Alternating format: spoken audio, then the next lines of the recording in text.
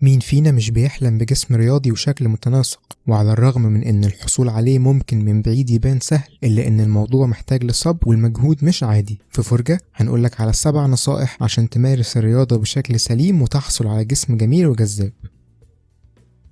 بداية الطريق بتكمن في إنك تحدد هدفك بوضوح، سواء على المدى القصير أو البعيد. لو عايز تمارس الرياضة بانتظام يبقى لازم يكون تقدمك هو الحافز ليك عشان تكمل. كمان هدفك لازم يكون واقعي عشان تقدر تحققه. مش منطقي أبدا تقول هخس 10 كيلو في أسبوعين مثلا.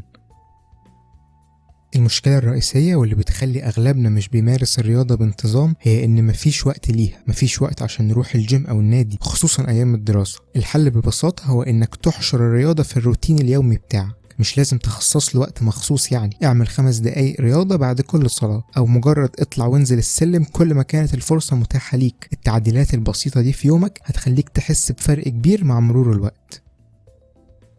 التغذية ثم التغذية. استحالة تبني جسم رياضي سليم من غير تغذية كافية مهما مارست رياضة. لكنك بالظبط بتقول للعمال ابنوا لي بيت من غير ما تديهم طوب يبنوا بيه. فاحرص انك تاخد كفايتك من كل الفيتامينات والكالسيوم، وتوازن في اكلك بين النشويات والبروتين الاساسي لبناء العضلات.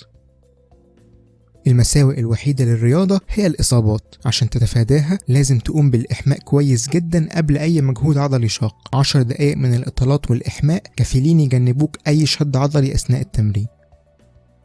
أكتر منطقة بيهتم الناس بتجميلها وتمرينها هي عضلات البطن، رغم كونها من أكتر عضلات الجسم استجابة للتمرينات الرياضية. الألياف العضلية في منطقة البطن سهل جدا تكبر بتمارين بسيطة جدا. المشكلة بتكمن في إظهارهم مش في تضخيمهم، الشيء اللي بيتطلب نسبة دهون منخفضة جدا في الجسم، واللي ممكن يتحقق بنظام غذائي سليم. عشان كده دايما بيتقال إن عضلات البطن بتتعمل في المطبخ مش في الجيم.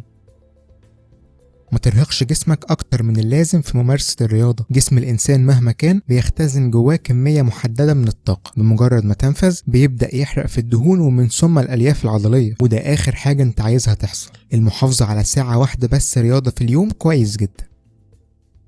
الراحة حاجة لازمة للحصول على جسم سليم. الجسم أساسا بيبني الألياف العضلية اللي انهكت في التمرين في أوقات الراحة. عشان كده لازم تضمن لنفسك 8 ساعات على الأقل من النوم كل يوم.